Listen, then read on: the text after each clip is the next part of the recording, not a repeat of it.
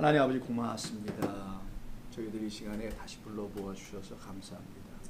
오늘 시간에도 들려주시는 창세기의 말씀을 통해서 우리 주님의 음성을 저마다의 삶 속에서 다 듣게 하실 줄로 믿습니다. 감사하며 예수님의 이름으로 기도드립니다. 아멘. 자, 창세기 33장 오늘은 18절부터 34장 마지막 절까지 34장 전체를 다 합니다. 이제 긴 한 이야기가 있는 것이 34장이라 그냥 무슨 내용인지만 이해하고 그 글자를 좀 보게 될 것 같습니다. 자, 33장 18절부터 좀 읽을게요. 제가요. 야곱이 밧단 아람에서부터 평안히 가나안 땅 세겜 성읍에 이르러 그 성읍 앞에서 장막을 치고 그가 장막을 친 밭을 세겜의 아버지 하몰의 아들들의 손에서 백크시타에 샀으며 거기에 제단을 쌓고 그 이름을 엘 엘로헤 이스라엘이라 불렀더라. 자, 지금 야곱이 여정을 좀 보여주고 있네요. 밧단 아람, 라반, 삼촌 라반의 집에서부터 시작해서 떠나가고 있다라는 거죠. 자기가 베델에서부터 부엘세바부터 시작해서 베델을 거쳐 밧단 아람까지 갔다가 지금 밧단 아람에서 다시금 가고 있는데 중간에 세겜이라는 것, 물론 이제 우리가 약복강 이런 데를 다 좀 지나왔죠. 그러나 결국 이제 세겜 땅으로 이제 가는 거죠. 자, 이때 세겜 땅으로 갈 때 18절을 보시면 이런 말이 좀 있어요. 밧단 아람에서부터 평안히 가나안 땅 세겜 성읍에 이르렀다 할 때 평안히라고 되어 있죠. 이 단어에 좀 주목을 좀 해보겠습니다. 이 평안이라고 말하는 평안이가 우리말로 하면 peacefully 이런 표현이 될 거 아니겠어요. 평안히니까. 그러니까 평안이면 부사가 돼요. 이거는 부사입니다. 평안하게라는 뜻을 갖고 있으니까. 근데 원래는 이거는 평안한이에요. 형용사라는 거예요. 형용사니까 이 다음에 평안한 무엇 이런 것이 와야 되겠죠. 평안히가 아니라. 그래서 원래는 어떻게 되어 있느냐면은 밧담 아람에서 요단강을 건너 세겜으로 건너가는 거예요. 요단강을 반드시 건넙니다. 세겜을 가려면은 건너가는데 그 길에 어떤 성으로 가냐면 평안한 성으로 간다는 거예요. 평안한 세겜, 평안한 가나안 이런 얘기예요. 평안한 가나안. 그러니까 평안을 준다는 의미에서 평안한 가나안이라는 얘기겠네요. 또 평안을 준다는 의미에서 세겜이라는 어떤 의미를 좀 담고 있어 보이죠. 그 말이 여기서 좀 나오게 됩니다. 그래서 평화의 성 세겜 이런 의미가 좀 담겨 있는 겁니다. 평화의 가나안 땅 뭐 이런 의미가 좀 담겨 있는 거예요. 그래서 가나안과 세겜을 다 이 평안이라는 이 단어가 붙잡고 있는 거예요. 일단 수고하셨어요. 더운데. 그래서 평안의 성 들어오세요. 예. 예, 우리 시작. 하루 어머니 안 계세요? 예. 물세? 자, 계속 하겠습니다. 여기 세겜이라는 성이죠. 세겜 성으로 가는 건데 평안한 성이다. 이때 평안이라는 단어가 여러분 잘 아시는 샬롬 이렇게 써요. 어근만 쓴 겁니다. 살람이라는 성어인데 샬롬에서 이런 단어가 써지거든요. 자, 이 샬롬이라고 여러분 잘 아시는 이 단어 형용사라서 평안히 뭐 이런 뜻을 갖고 있어요. 평안한 죄송합니다. 자, 이때 가나안이라고 되어 있죠. 거기 단어가 보면 이 가나안이라는 말은 카나라는 건데요. 카나 이렇게 씁니다. 이게 카나예요. 자, 이 카나라는 뜻은 굴복시키다, 통제하다, 속박하다 이런 뜻을 갖고 있어요. 뭔가를 쳐서 굴복시키는 것. 그래서 subdue, 뭐 control 이런 뜻을 갖고 있거든요. 또 하나는 겸손해지다는 뜻도 있어요. 이 카나라는 단어가. 가나안은 뭐냐 그럼 속박당한 곳이라는 거거나 통제된 곳이라는 어떤 의미를 좀 담겠죠. 그래서 여러분 성경에 사사기를 한번 잠깐 보겠습니다. 사사기 3장 20절. 사사기 3장 여호수아 다음에 사사기 3장 20절 구약의 앞에 부분인데 자 364면 정도 아니면 64면 자 사사기 3장 20절에 보시면 이런 말씀이 나옵니다. 30절 죄송합니다. 3장 30절. 그날에 모압이 이스라엘 수하에 굴복함에 그 땅이 80년 동안 평온하였더라 하죠. 자, 그날에 모압이 이스라엘에 굴복을 당해요.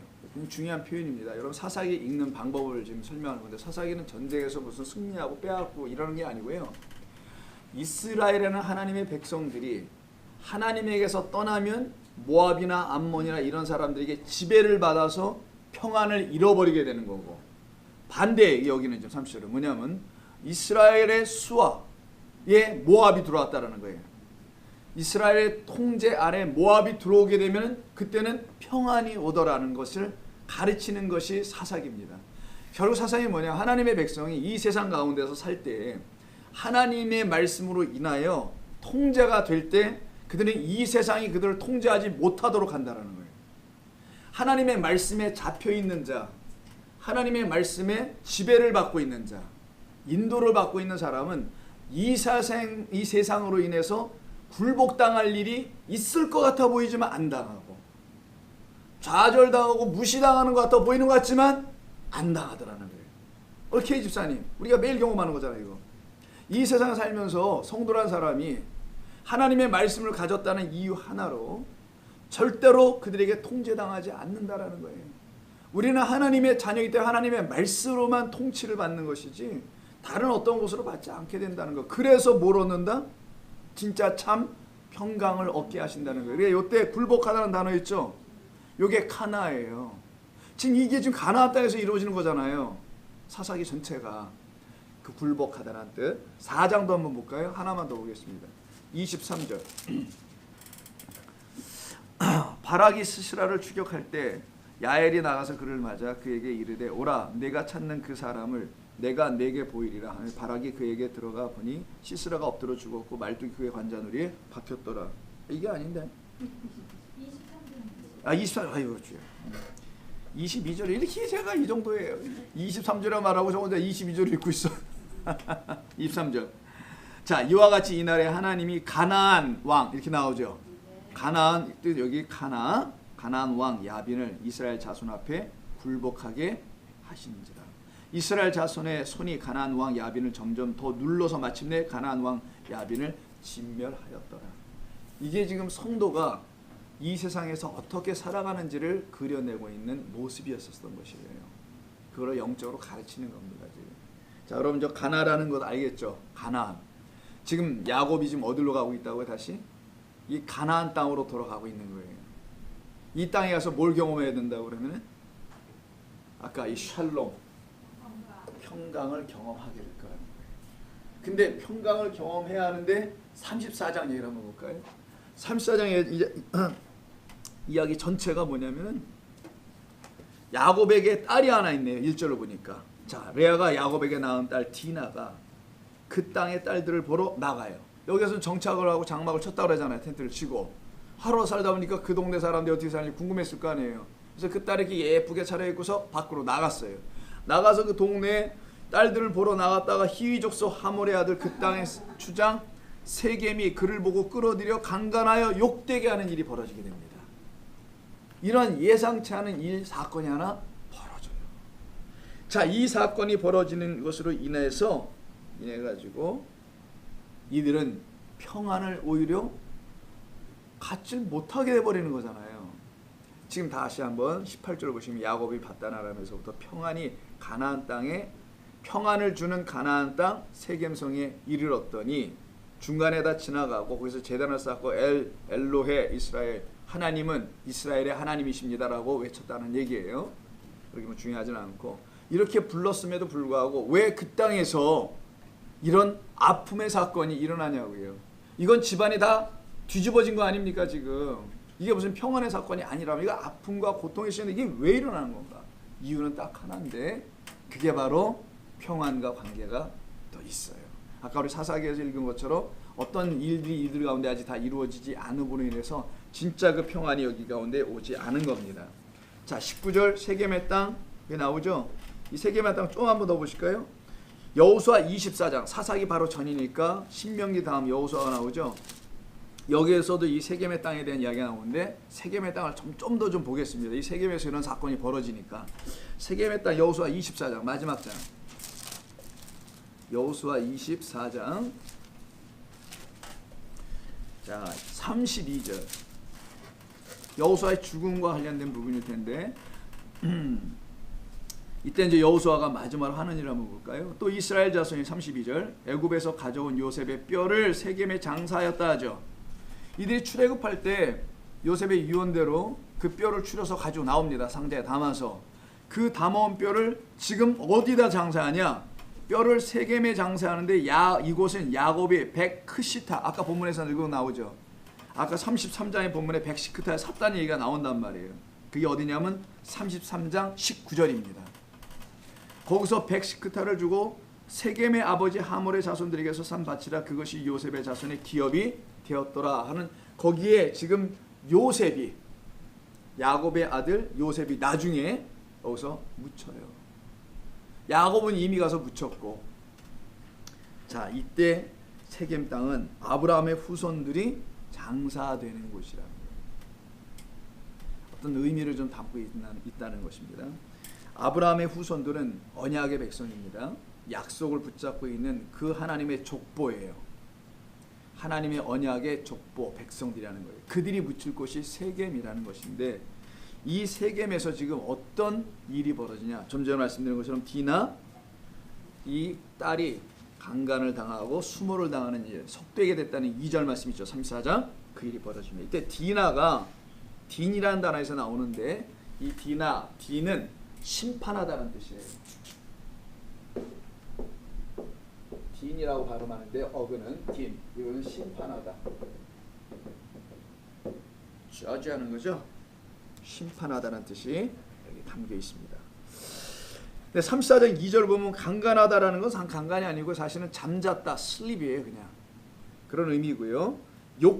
그 다음에 욕되게 하고라는 단어가 나오죠. 2절에 욕되게 하고 하는 단어는 아나인데 이 단어가 그래서 의미가 좀 있어요. 욕되게 하다 그걸 아나라고 해요. 이렇게 쓰는데 이 아나는 출애굽기 1장을 한번 보세요. 이 단어가 처음으로 쓰인 곳 여기 말고 처음으로 쓰인 곳이 출애굽기 1장입니다. 창세기 저기서 딱 한 번 쓰여요.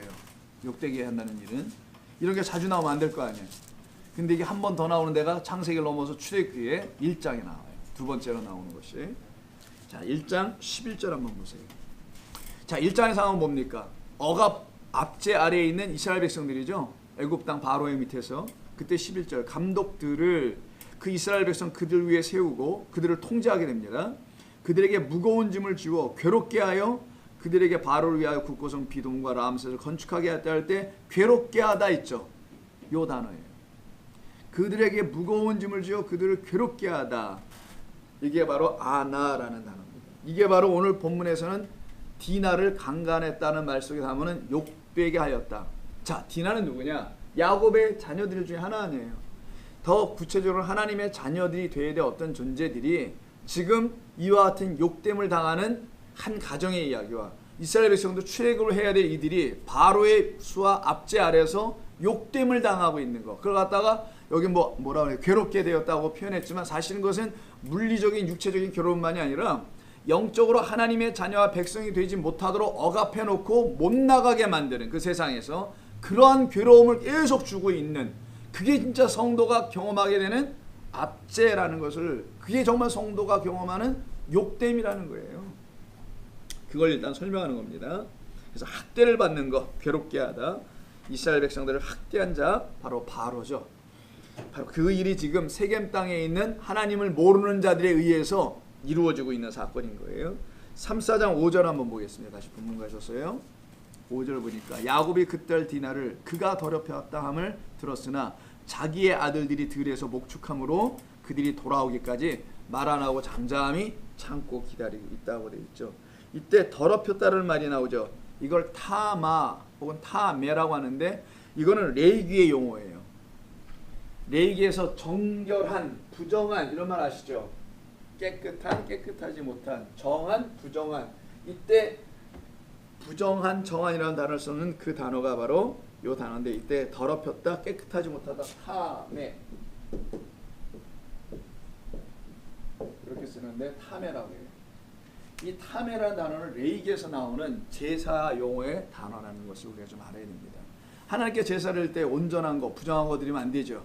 온전한 것, 정한 것만 드리게 돼 있어요. 레이기 5장, 창세기, 출애굽기, 레이기 5장을 한번 보세요. 5장 3절. 이런 데서 쓰는 단어예요. 무지하게 많이 나옵니다. 이거는 레이기 전체에서 5장 3절.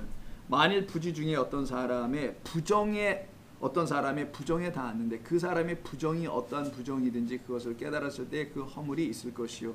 이때 부정 계속 나오죠.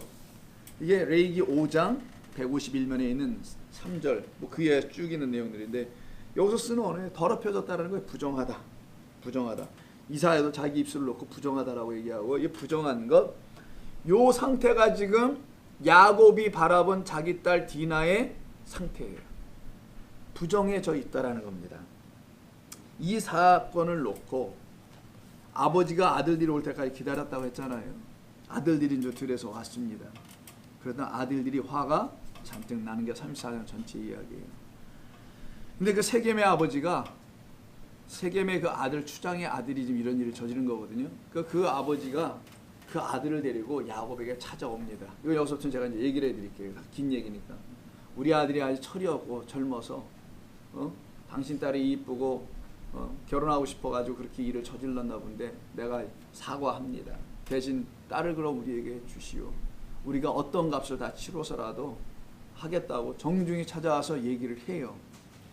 그러면 우리가 같으면 어떻게 하겠어요? 다 어떻게 그럴 수 없지. 뭐 좋아한다는 거 어떻게 할 거야? 그래, 같이 데리고 살아. 뭐 이렇게 해서 살게 하든지 우리식 문화로 할 텐데 이 야곱의 아들들 디나에게는 오빠들이겠죠. 오빠들이 이걸 그냥 넘어가지 않았던 거예요.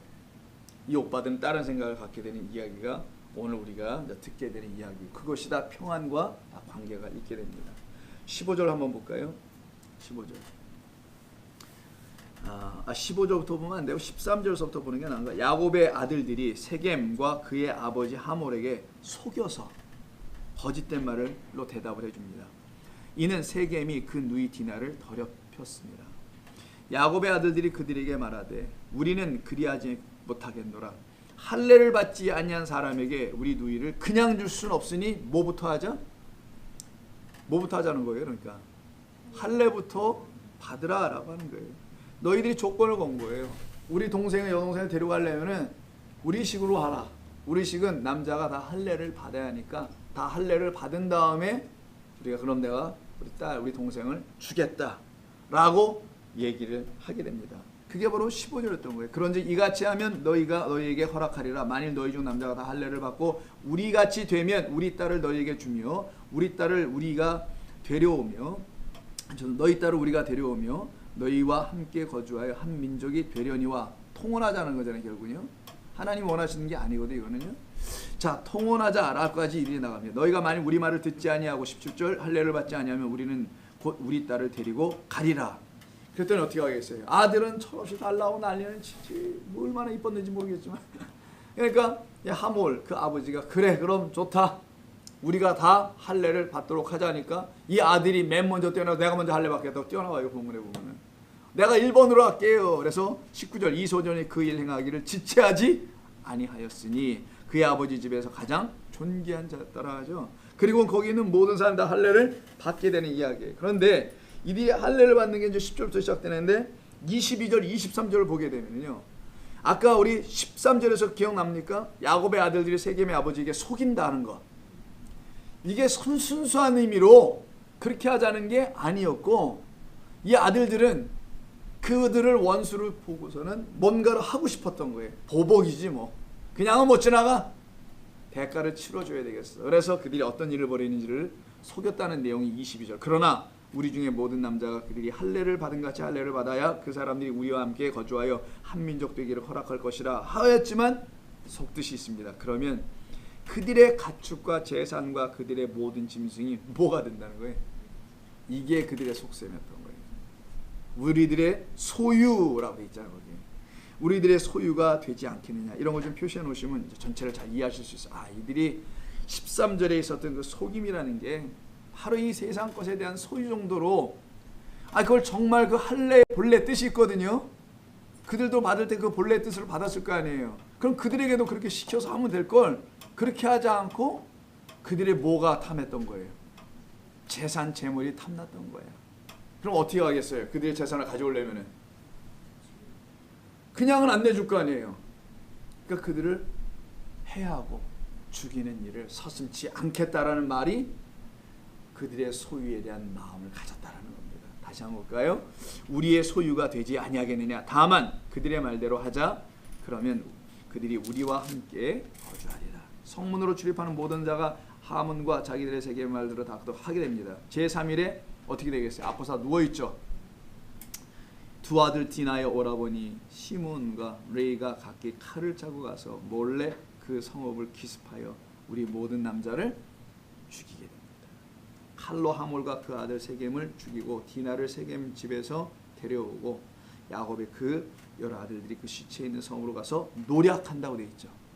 다 뺏어버려요. 이는 그들이 그들의 누이를 더럽힌 까닭이라. 이 일로 인해서 30절 쭉 넘어갑니다. 30절에 어떤 일이 벌어지나요? 이 일로 인해 가지고 야곱이 시몬과 레이에게 이르되 너희가 내게 화를 끼쳐 나로 인하여 이 땅 주민으로 말미암아 맨 끝에 부분 나와 내 집이 멸망을 당할지도 모르겠다라고 이야기합니다. 그랬더니 아들들은 또 뭐라고 해요? 우리는 우리가 하는 것이 맞다고 또 얘기하죠. 그들이 이르되 우리가 우리 누이를 창녀같이 대우함이 옳으니까 우리는 옳은 일을 했다고 한다는 거예요. 근데 여기가 지금 무슨 성이라고 들어갔었습니까? 처음에 평화를 주는 성이라고 들어갔는데 평화가 전혀 없어. 도대체 이 성경은 오늘 무엇을 우리에게 말씀하려고 하는 내용일까요? 왜 야곱의 집안에 이런 일이 있게 된 거고, 이것은 하나의 이야기입니다만은 이와 같은 유사한 이야기는 우리 삶 속에서 늘 있을 수 있는 거거든요. 평화, 평강을 얻기 위해서 뭔가를 해본다고 하고 살려고 또 했는데 평강을 고사하고 다른 일들이 어려운 일이 벌어지는 경우들이 있단 말이에요. 그런 것을 통해서 우리는 이 말씀을 들으면서 무엇을 생각해야 하는 것인가, 성경은 무엇을 우리에게 말하려고 하는 건가. 먼저 할례를 한번 생각해 볼까요? 할례가 무엇인가, 왜 할례를 받게 했던 것인가, 할례의 본래적인 목적은 어디 있는가. 신명기 10장을 한번 보세요. 자, 창세기, 출애굽기, 레위기, 민수기, 신명기 10장 16절.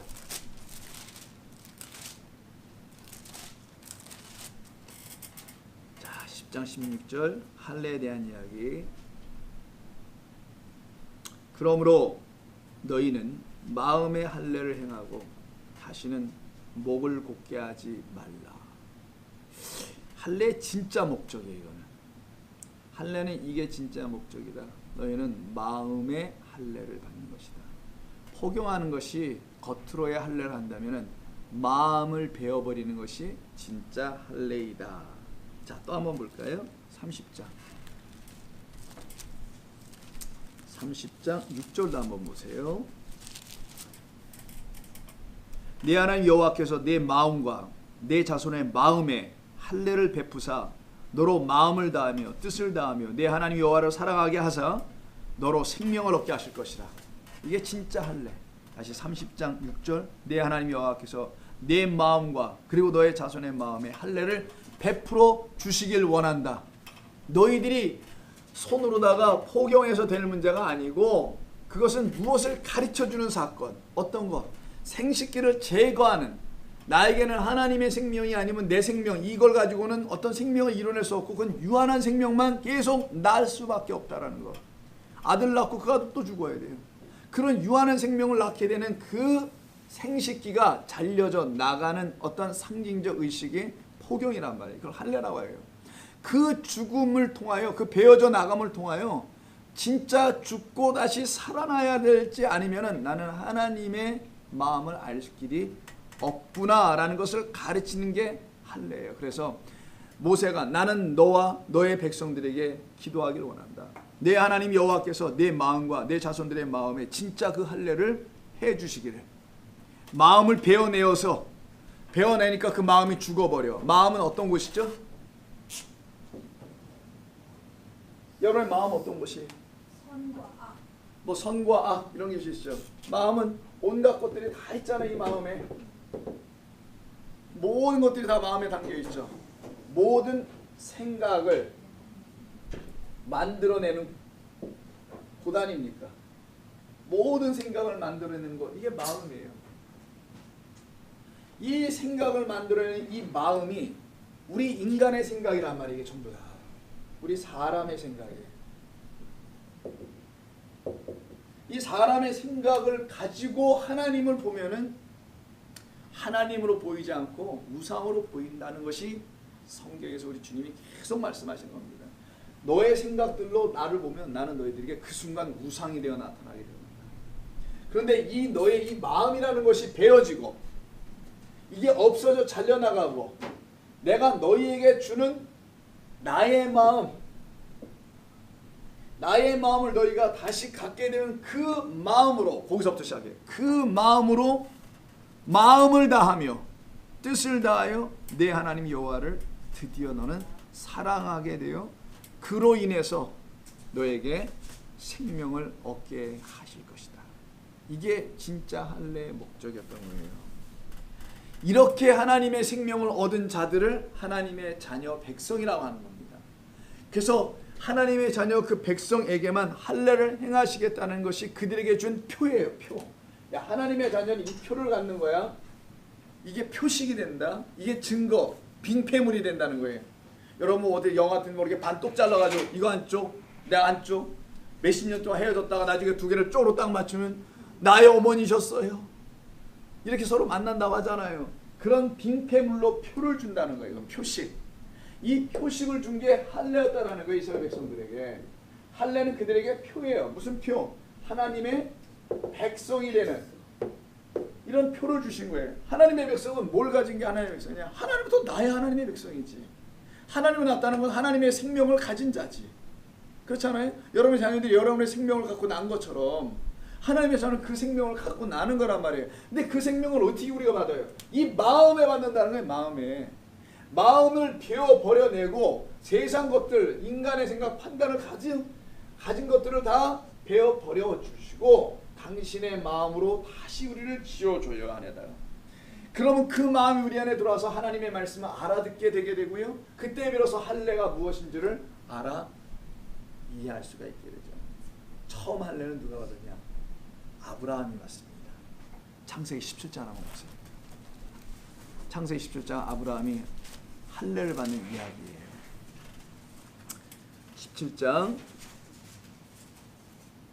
5절 중간에다가 생략하고 새 언약을 세우는 것이죠. 언약을 세우는 2절을 보시면 번성하게 하겠다는 것이고요. 여러 민족의 아비가 되겠다 하시죠. 그 다음에 그 언약을 세우시는 하나님께서 5절에서 뭐라고 그러시냐면은 이제 우리는 내 이름을 뭐라고 해요? 아브라함에서 아브라함으로 이름이 바뀌고요. 사라도 사라에서 사라로 바뀌는 게 15절입니다. 근데 이 사이에 껴있는 게 뭐냐? 할례 이야기가 껴있다는 거예요. 자, 이 할례를 받아 하나님의 언약의 백성이 될 때는 이름이 바뀝니다. 이름이 바뀐다는 건 계명했다는 게 아니라 나의 생명의 주관자를 바꿨다라는 말입니다. 생명의 주관자를 알았다라는 거죠. 이제는요. 자, 그래서 13절 보세요. 너희 집에서 난 자들이 자든지 아니 너희가 돈으로서 산 자든지 할례를 받아야 하리니 이에 내 언약이 너희의 살에 있어.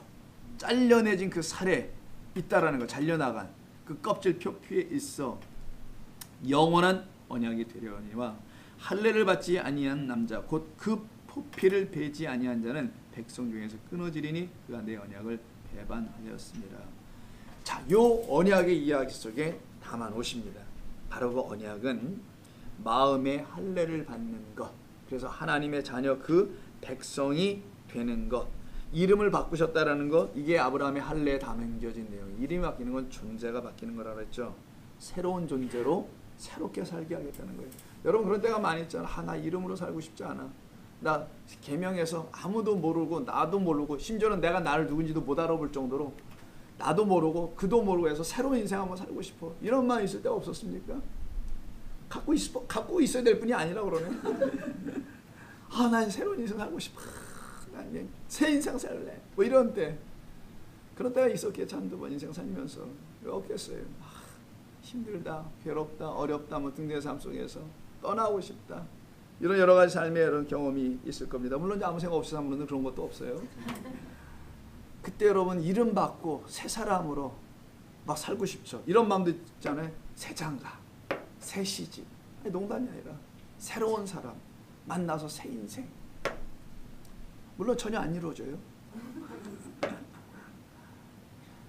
그러고 싶을 때가 있을 수 있을 거라 봅니다. 그것을 설명해 주는 게 이름 바꾸는 일. 너희가 육신의 이름을 아무리 바꿔서도 너희는 그 인생을 또 살 것이고, 환경을 아무리 바꿔봤자 그 인간의 틀에서 벗어날 수 없으나, 너희가 내 이름을 가져버리면은 그때는 너는 새로운 존재로 살아가게 돼. 난 여기에 아멘 할래. 아멘. 여러분, 이게 예수 믿는 기쁨이에요. 그래서 내 안에 새로운 이름이 들어와 있는 거죠. 아브라함이 아니고 아브라함. 긍휼의 하나님이라는 뜻을 갖고 있는 그 이름을 갖는 겁니다. 사례, 내가 왕비야, 내가 공주야. 나는 공주, 노래도 있잖아요. 내가 공주라는 사라이에서 사라로 바뀌어서 그가 나의 주인입니다 라고 바뀌는 것. 이런 바뀜을 주는 말씀의 주인 하나님을 만난 자가 새 인생을 사는 거지. 이른 계명에서 여기 아이들 18세 여러분 여기 뭐 시민권 따실 때 선서하면서 이름 가신 분들 많이 계시죠? 쓸데없이.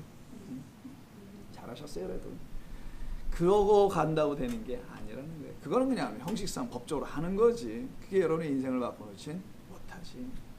그런데 이 아브라함에게 마음의 할례가 이루어지니 이름이 바뀌어요. 그래서 드디어 씨를 줍니다. 그에게 이름을 바꿔놓고 씨를 받을 만한 새 푸대로 바꿔버려요. 새 포도주가 들어가야 되니까. 그리고 그때 아브라함에게 찾아오죠. 여호와 하나님께서 사람으로. 그래서 그들을 대접하죠. 1년 뒤 이맘쯤에는 사라가 아들을 낳을 것이라 때 히히히 해다가 이삭을 낳게 되는 이야기로 가는 거예요. 이 이야기 속에 지금 할례 이야기가 맨 앞에 선두에 위치해 있었던 겁니다. 그런데 이렇게 새로운 존재로 태어나게 하는 게 마음의 할례잖아요. 마음을 배우고 나와서 그 마음 없어져 버리고 구질구질했던 우리의 마음들 있잖아요. 의심의 마음, 두려움의 마음, 걱정의 마음, 뭐 한두 가지가 아니잖아요. 이런 아픔의 모든 마음들이 내 마음이었었는데 그거를 단칼에 베버리는 자가 온다는 거예요. 그걸 갖다가 할례다.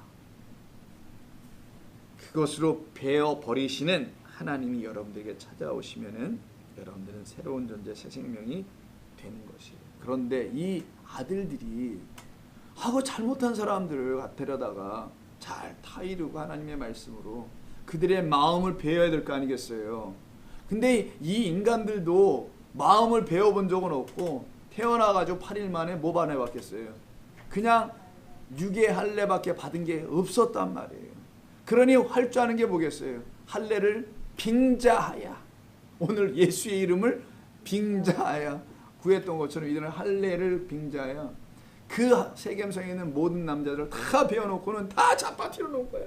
꼼짝을 못하게. 그리고는 칼을 차고 시몬과의 두 번째, 세 번째 아들이 가서 목을 팹니다. 전부. 마음을 베주는 참된 생명의 하나님의 말씀을 전해줘야 될 자들이 칼을 들고 가요. 그래서 그 칼을 갖다 뭐라고 하겠어요? 그게 바로 그들에게는 살인의 도구가 되는 거예요. 34장 본문 가셔서 25절 보세요. 34장 25절. 제3일에 그들이 아파할 때 야곱의 두 아들 디나의 오라버니 시몬과 레위가 각기 칼을 차고 가서 그들을 몰래 죽여버리죠. 이게 바로 그들에게 있어서는 소유를 빼앗아 버리고 도둑질하는, 그것도 29절에 있었고, 도둑질 해버리는 바로 살인의 도구가 됩니다. 사람을 살리는 도구가 되어야 되는데 무엇이? 칼, 검은 말씀인데 사실은 말씀으로 베어짐을 당해야 되는 건데, 그래서 내가 검을 주러 왔노라 하죠. 그럼 예수님이 검객이에요. 닌자. 검객의 칼에 맞질 않으려고 애를 써서 이리 피하고 저리 피해. 그래서 그 검에 맞질 않으니 배임을 당하지 아니하니 그 검은 말씀의 검이란 말이에요. 이게 예배소 6장에 있는 전신갑주의 영적 싸움에서 나오는 성령의 검, 곧 말씀으로 이 베어짐을 당하잖아. 말씀이 나를 쳐야 되는데, 나를 찢어버려야 되는데, 나를 못 찢게 계속 이리 피하고 저리 피하고 안 맞으려고 해. 그 말씀에, 그 말씀을 영접을 안 한다는 말이에요. 순종을 안 한다는 거 그 말에. 그리고 자기에게 듣기 좋고 유익한 말에는 귀가 쫑긋 서가지고 예수의 이름으로 막 이런 얘기나 듣고, 이러는 사람들이 마음의 할례를 받지 못하고 있다는 걸 얘기하는 겁니다. 그래서 그들이 칼로다가 사람을 살려야 하는데, 그 성경의 칼은 사람을 살리는 칼이지 환자의 환부를 도려내는 칼이지 사람 죽이는 칼이 아니란 말이에요. 말씀은 바로 우리에게 어떤 칼이냐, 내가 의원인데 내가 병자를 불러온 것이지 다 건강한 자를 내가 찾으러 온 것이 아니다, 이렇게 가르치잖아요. 예수님께서 내가 죄인을 그래서 부르는 것이지, 의인이라고 자칭하는 그 환자들이 사실은 진짜 환자인데 그 환자들은 내게 오지 않고 그 의인이라는 진짜 환자들이 손가락질 당하고 있는 그 환자들은 내게 또 다가오네, 이 얘기를 하시는 것던 거예요. 그래서 그 말씀의 검에 배이지 못한 자들, 이들이 지금 30절에서 큰 사고를 쳤던 것이에요. 30절에서 내와 내 집이 멸망을 당할 것이라고 지금 야곱이 얘기하죠. 그래서 진짜 할례를 설명하신 것이 골로새서 2장입니다. 골로새서 2장을 보시면은 에베소서, 빌립보서, 골로새서 순서예요. 골로새서는 신약 성경 326명 정도, 326면 6쪽. 골로새서 2장 11절.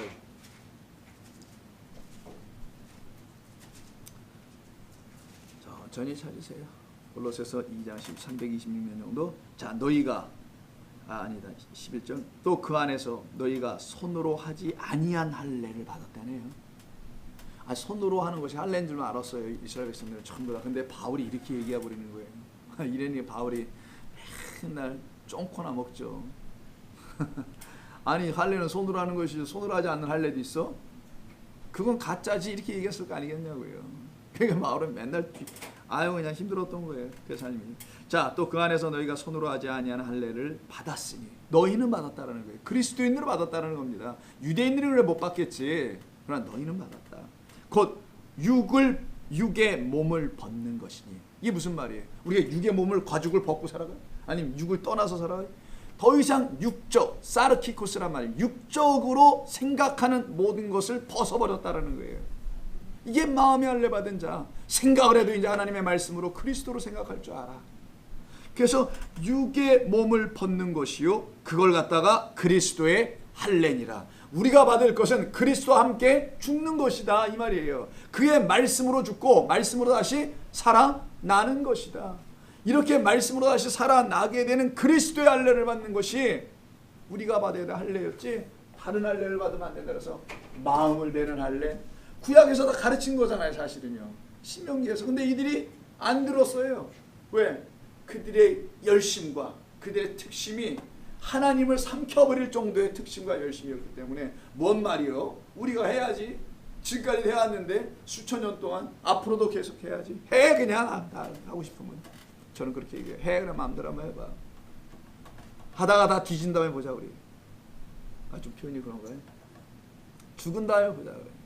그게 맞았는지, 아니면은 정말 하나님이 구약에서도 말씀하신 그 말씀을 알아듣지 못해서 다시 이 땅에 오셔서 2000년 전에 가르쳐 주신 이 말씀을 우리는 더 못 알아듣고 있으면 이거 어쩌자는 거냐는 거예요. 구약 백성들보다 더 못 알아듣고 있으면. 신약까지도 주고 보혜사 성령까지도 주셨는데 이놈은 어떻게 된 건지, 땅의 것만, 육적인 것을 벗질 못해서 육적인 것만 구하고 멈추다라는 거지. 육은 여러분 주신 건 놓고 감사해서 살면 돼. 보니까 괜찮아, 다 육들이.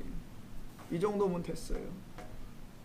병도 들릴 거고, 아프기도 할 거고, 수척해질 거고, 매일매일 쇠잔해질 거지. 뭐 갈수록 훨훨 힘이 넘치면 그놈 그녀는 이상한 거야. 그 환자지. 그게 어떻게 거꾸로 갈수록 쇠잔해져야지. 그게 하나님의 법인데. 날로 후패하는 겁니다. 사도가 말처럼. 뭐가? 우리의 겉육이 아니고 육적 생각들은 날로 뒤로 빠진다는 얘기예요. 뒤로 자꾸만 물러가. 새로운 것이 오기 때문에. 그게 새 것이라는 거잖아요. 여러분이 이 육신의 가죽을 얘기하는 게 아니란 말이에요.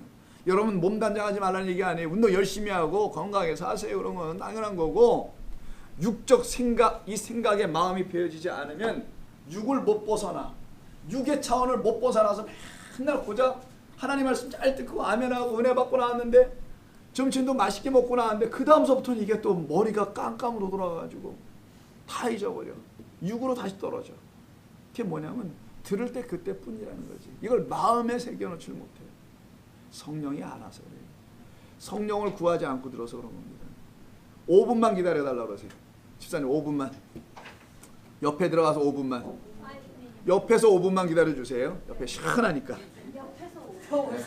아, 거기 시원해. 가서 물 좀 드시고 기다리세요. 5분만. 죄송합니다. 고맙습니다. 다 끝났어요. 자, 그래서 그와 같은 일이 이 디나로 인하여서 이루어졌어요. 그러니 이 디나 아까 뜻이 뭐라 했어요? 심판하다. 여기서 심판을 받는 거예요. 모두가. 이 심판을 받아요. 아니 여러분, 이 사람이 뭐 이렇게 잘못했냐고 이뻐서 데려가서 잤는데 어떻게 할 거야. 그런데 문제는 그걸 가지고 성도라는 자들이 잘못 바라보고 이걸 다 죽여버리고 많이 이런 일을 했다라는 것이죠. 자, 여기서 디나가 판단하다 심판하다죠. 여기에 디나의 이름 속에 판단하다 심판하다가 중요한 단어로 등장할 수밖에 없는 이유는 지금 야곱의 여정이 밧단 아람에서 지금 어디로 가야 되는 겁니까, 여러분? 자, 베델로 가야 되잖아요. 31장을 한번 보세요. 다시 31장, 창세기 31장 13절 보시면 나는 베델의 하나님이라. 그럼 베델로 가야 그 하나님 볼 거 아니에요. 나는 세겜의 하나님이라 하신 적 없는데 세겜을 갖다가 아까 평강의 성 세겜이다라고 붙여버렸단 말이에요. 그게 33장 17절 18절 아니었었습니까? 근데 31장 그 앞에 있는 장에서 뭐라고 하셨다고요? 너 그때 거기서 기름 붓고 뭐 여러 가지 했었지? 너 거길로 가야 해. 그쪽으로 돌아가야 해. 그렇지 않으면 안 돼. 5분만 저쪽에서 기다려주세요. 옆에 방에서. 거기로 돌아가야 돼. 어디로 돌아가요? 내가 있는 베델로 와야 돼. 근데 지금 어디에 잠깐 거물러 있었던 거예요? 세겜에 그냥 지나가는 게 아니라 장막을 쳤다고 돼 있어요. 세겜은 성도 야곱이 있어야 될 곳이 아니었던 거예요. 요단강 건너면 끝이 아니라는 걸 가르쳐 주는 겁니다. 자, 요단강이 이렇게 흐르잖아.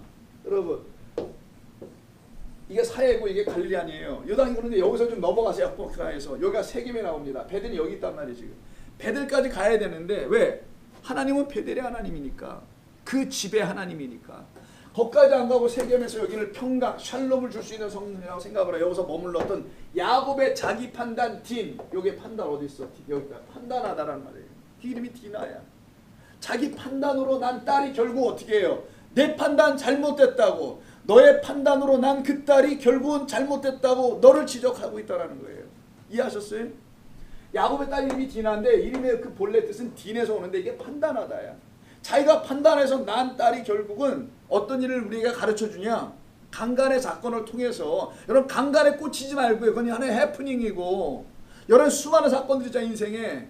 그 사건을 통해서 판단하는 자, 너 야곱아, 너희가 거할 곳은 여기 세겜이 아니야. 여기서 머무르면 너는 평강을 얻지 못하고 이렇게 깨어짐을 얻게 될 수밖에 없어. 너의 아들들은 살인한 자들이 되고, 너의 딸은 강간을 당하게 되고, 구원받아야 될 이 세겜 땅의 사람들은 너희들로 인해서 원수가 되어버리게 되고, 이들이가 여기서 살 수가 있어요? 정착하려고 하는데 하나님께서 이들을 정착하지 못하도록 이 사건이 터져버린 거예요. 그래서 우리가 가야 될 본향까지 안 가면 하나님께서 어떻게 한다는 거예요, 여러분들을? 하나님의 자녀를 끝까지 끌고 간다는 거예요. 다리 몽둥이를 부러뜨려서라도 끌고 가실 거라는 거예요. 요거를 은혜 받았다고 하는 겁니다. 관계가 없으면 안 데리고 갑니다. 관계가 있으면 반드시 데리고 가요. 그러니까 관계 있는 척 하란 말이 빨리. 나 좀 데리고 가달라고. 그 관계가 있어서 끌고 가겠다 해서 어디로 가겠냐? 결국 베델까지 가는 거예요. 이거를 안 간다고 하니 이들이 지금 어려움을 당하게 될 수밖에 없는 것이죠. 이때 아까 처음 33장 여러분 보시면요, 18절에서 평안한 가나안 땅이라 그랬잖아요. 이 가나안 땅이 평안한 땅이 아니에요. 전쟁이 있는 곳이죠. 끊임없는 전쟁. 우리가 살고 있는 이 세상을 가나안이라고 하는 건데 우리를 굴복시키려고 하는 그 가나안이야. 근데 성도가 마음이 비워지고 하나님의 영으로 채워지면 이 세상이 오히려 거꾸로 굴복당하는 게 아까 사사기 읽었던 내용이잖아요. 그렇게 굴복을 당해야 평강이 온단 말이에요. 그 굴복당하지 않게 하시고 참으로 온전한 굴복이 있게 하시려고 처음에 이가 바단 아람으로 갈 때 베델에서 하룻밤 잔 적이 있었죠. 돌베개 베고. 그때 평안이라는 단어가 얘기 한번 주신 적이 있었어요. 그걸 까마득히 잊어버려. 본래 평안은 그럼 어디 있다라는 거예요? 베델에 있었다라는 거야. 세겜이 아니야. 근데 18절부터 빗나가기 시작한 거야. 이게 우리입니다. 아, 여기가 조사원이잖아. 여기 예수님의 세 제자들처럼. 두 제자인가? 세 제자지. 여기가 조사원으로 끝난단 말이에요. 창세기 28장 보세요. 갈 때 어떻게 갔는지. 아버지 집을 떠나서 형을 피해서 떠날 때 28장 21절 리마인드 한번 해볼까요? 내가 평안히, 이런 말 나오죠. 내가 평안히 아버지 집으로 돌아가게 하시오면. 자기가 자기 입으로 얘기해놓고 이래. 우리가 평안히 하나님의 집, 아버지 집이 어디예요? 부엘셰바인가요? 이삭의 집인가? 자기 말로는 그거야. 그러나 그건 네 생각이고 사람의 생각이고, 그런 너를 내가 나의 것으로 바꿔놓으면 네 아버지 집이 어딘지 넌 알 거다. 우리의 아버지 집이 어디에? 우리 아버지 집이 한국입니까? 전라도 부산이고, 아니 전라도 부산이고 어디냐고요? 전라도야, 경상도야, 경기도야, 이게 아니잖아. 여러분의 아버지가 누구인지 알면 그 아버지 집으로 가야 되는 게 맞는데, 그 집에 평안이 가도록, 그 집에만 평강이 있음을 말한단 말이에요. 그 집에 영원토록 가야 되는데 거기를 지금 안 가고 중간에 거짓된 평안을 주는 세상이 만들어 놓은 그 도성, 여기를 세겜이라고 했던 겁니다. 그 세겜에 말뚝을 박으려고 장막을 딱 치고 말뚝을 쳤을 거 아니에요. 텐트를 실내니 말뚝을 박았는데 말 그대로 군대말로 말뚝 박으려고. 근데 거기가 아니었다라는 사실을, 이런 장치가 없었으면 알았을까요? 몰랐겠지. 여기서 그냥 살았을 거예요. 사망의 길로 가는 거죠. 그런데 하나님께서 야곱을 사랑하셔서, 여러분들을 사랑하셔서 세겜을 여러분들에서 지어버리는 것뿐이었던 겁니다. 아니야, 아마무리야. 지금은 힘들고 고통스럽고 어렵지만 그게 인생이란다. 나랑 같이 가자. 그곳에는 내가 너를 위한 예비한 처소가 있나니. 우리가 거길로 가고 있는 거예요. 그래서 히브리서 한번 볼까요? 이거 읽고 마치겠습니다. 좋으세요? 네. 꼭 이렇게 물어보니까 좀 쑥스럽긴 하지만. 히브리서 11장, 신약성경 360, 70, 64 정도? 히브리서 11장 13절, 63이네요. 363. 아니다. 11장 13절이니까 365 정도 되나? 여러분들 찾기 쉽게 페이지를 잠깐 들여다보니까 저랑 좀 다르기도 하고. 자, 히브리서 11장 13절. 이 사람들은 다 믿음을 따라. 누구의 이 사람들이다? 믿음의 장에 나오는 아브라함 뭐 다 쭉 나오잖아요. 밑에 21절에 믿음으로 야곱도 나옵니다. 그때 그 13절, 이 사람들은 다 믿음을 따라, 믿음으로라는 거예요. 죽었으며 약속을 받지 못하였을 때 그것들을 멀리서 보고 환영하며 또 땅에서는 외국인과 나그네임을 증언하였다니. 이 세상에서는 우리는 나그네로 살았다는 거예요. 그들이 이같이 말하는 것은 자기들이 본향을 찾는 자임을 나타내미라. 그들이 나온 바 본향을 생각하였더라면 돌아갈 기회가 있었으려니와 그들이 이제는 더 나은 본향을 사모하니 곧 하늘에 있는 것이라. 이러므로 하나님이 그들의 하나님이라 일컬음을 받으심을 부끄러워하지 아니하시고 그들을 위하여 한 성을 예비하셨느니라. 이게 베델입니다. 오늘 본문에서는 세겜이 아니에요. 저 멀리 배는 나의 시온성, 그 거룩한 곳 아버지 집. 이 찬양하시죠. 내 사모하는 집에 가고자 온 마음을 세웠네. 저 망망한 바다 위에 이 몸이 살지라도 오늘은 이곳 내일은 저 나그네처럼 맞으면 뭐지? 주복음 전하리. 참 옛날 복음 성가를 많이 안 불러봤네요. 근데 이렇게 의미가 있네요. 그게 우리입니다. 마음의 할례 받고 평안의 성으로 인도하시는 주님의 음성을 따라 오늘도 내일도 우리 갑시다. 가자. 돌아가자. 아버지 집으로 돌아가자. 기도하겠습니다. 하나님 고맙습니다. 저희들에게 주신 이 귀한 말씀을 통해서 우리들의 영혼을 힘있게 하시는, 살려 솟게 하시는 아버지께 감사드립니다. 우리 귀한 성도님들 이 무더위 속에서 몸도 마음도 영혼도 상하지 않도록 지켜주시고 강건하게 도와주시고 주신 귀한 삶, 생업들 잘 감당할 수 있도록 믿음과 인내를 주시옵소서.